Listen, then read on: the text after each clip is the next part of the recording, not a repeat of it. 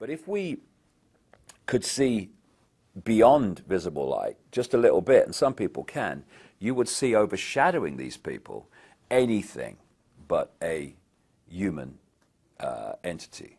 And it's these entities that have passed through what we call history, and they have been the cement, the guiding force that has brought this conspiracy through to the present day. Because people have asked me in the past, quite rightly, I understand it, why would someone give their life to this conspiracy, this global takeover, in 1500 or 1650 or 1820, when they knew they were never going to be around to actually see it happen, which is what they're trying to do now, playing the cards they're playing now? The answer to that is they were just vehicles. These entities are the common force passing through history, which has led this conspiracy to where it is today. And the idea is to so tie up the world that they make everywhere in the world dependent on everywhere else in the world, which means that no one has control over their own destiny. It's all in the hands of other people and situations that they have no control over. That's the idea. People talk about the prison planet. The prison planet is the human mind imprisoned. That's what it is. But if you keep going, because you want to know the origin of this, then you go out of this reality called visible light.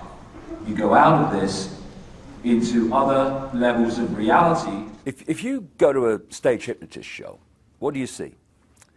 You see stooges on the stage, and then you see the hypnotist, and he goes along and he uses his techniques to implant a belief in reality into the stooges. He might tell them there's an elephant in the audience. He might tell them that the woman next to the person is naked.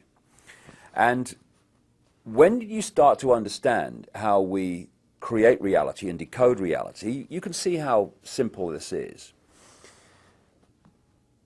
The brain is decoding reality like a computer decodes information and puts it on the screen. However, if you program the computer to read the information in a certain way, then it will. And in the same way, if you can program the human brain to read information in a certain way, then it will. Example, in a hypnotist stage show, I've seen people being given a potato and being implanted with the belief that it's an apple. Now, when they eat that, normally they would reel back a raw potato, but they don't, because the electrical signals carrying the taste of that potato go to the brain and normally would be decoded as a potato. Because of the implanted belief it's an apple, it decodes that as an apple, and they actually taste an apple. I've seen people in a hypnotist stage show being told that when a certain code is given, they're going to smell something horrible. And he gives the code, and the line of them go, "Oh my God!" This is how it's possible. Now you take that onto the collective level, and you think that when we're watching television, our brain waves go into the same brainwave state as they do in a hypnotic trance. And what that does is open the mind, open the psyche to programming from, and what do we call those things between the adverts? What do they call them? Programs, television programs. It's television programming. So we think of a hypnotist programming people in a stage show, but the media, not least through television, is constantly programming the human psyche with a sense of itself, a sense of the world, a sense of what's happening in the world, a sense of what to think about people like politicians and Obama, what to think about the way the system works. If we succumb to that program, and vast numbers of programming, and vast numbers of people do, then we're simply going to go through robotically, just like the stooges on a stage hypnotist show, and we're going to react to the world, and we're going to behave in a way that we've been programmed to behave in. And this programming is 24/7. And another aspect of this program we laughingly call education. If you were sitting around a table, I don't know, a century or so ago, and you said, right, okay, we want to turn out children as the adults we want them to be So they're easily controllable, they're easily manipulatable, and they'll see the world and themselves the way we want them to see it. Now, any ideas around the table how we could do this? Someone might say, well, I'm not sure they'll have this, but I tell you what would be perfect. We take the children from their parents at a very, very early age, and throughout their formative years, up through school and college and university, we have control of what goes into their heads, into their minds, like at least 5 days a week, most days of the year. That would be perfect, because we turn out almost everyone to see the world the way we want them to see it. Well, that's exactly what they've done. And now we're having Obama talking about having American children at school for longer and all the rest of it. And it's all part of the process of, A, giving the children more time under the state's control and influence than the parents, and also having more time to program the young people to see the world and become the adults that they want them to be. There's one area that's very important to understand in how people apparently come out of nowhere to positions of power and influence. Like they say, or lots of people believe, that Obama came out of nowhere. He was prepared for a very long time to do what he's doing now. These people do not do ad lib. They don't do make it up as you go along. It's all projected a long way forward. And it's also extraordinary the number of people, even in the apparently lower positions of power and influence within the church, within entertainment, etc., who turn up as expressions of this bloodline elite. And I've understood this over the years, having met people who've been on the inside. I'll give you one example.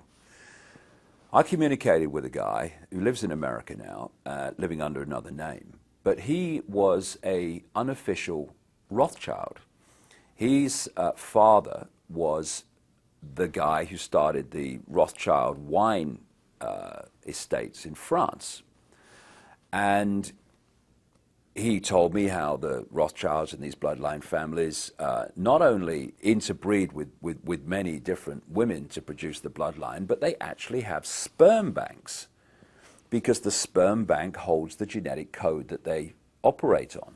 And part of that genetic code is it's had deleted from it any feeling of empathy. Very, very important point. These people do not have the ability to empathize with the consequences for others of their actions. So 3,000 dead on 9/11, well, there's no emotional consequence at all, because that ability to empathize, which is a fail-safe mechanism of human behavior, has been deleted from the genetic structure purposely. But this man, who was an unofficial Rothschild, one of thousands and thousands, this guy was telling me, who were produced by the breeding programs and the artificial breeding programs, was designated a specific role, and that was to have a position within the Christian church, even though they were all practicing Satanists, and undermine it and dictate its direction from within. Because they produce these children and they bring them up under different names, you will not have a situation where every president's a Rockefeller, where every prime minister is a Rothschild. You get the picture. Because they come through different names. They're called Clinton, they're called Bush, they're called Obama, etc. But forget the name, the genetic structure, the bloodline is the same. And this bloodline filters down, not just at from the high positions, but right out into mainstream society. Why do some artists who have a certain amount of talent, some not very much, why do they get picked up by the corporations to become these big influencers of young people and other people through the entertainment and the music industry, and others with incredible talent never get off the ground?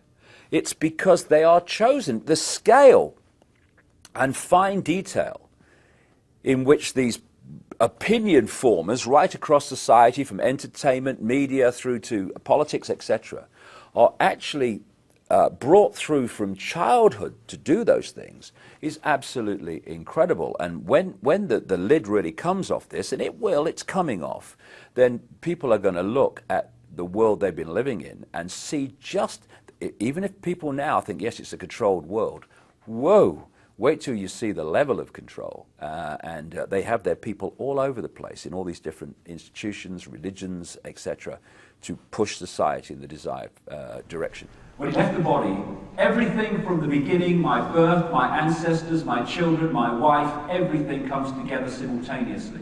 I saw everything about me and about everyone who was around me. I saw everything they were thinking now, what they thought then, what was happening before, what was happening now. There is no time, there is no sequence of events, no such thing as limitation of distance, of period, of time, of place. I could be anywhere I wanted to be simultaneously. That is who we are.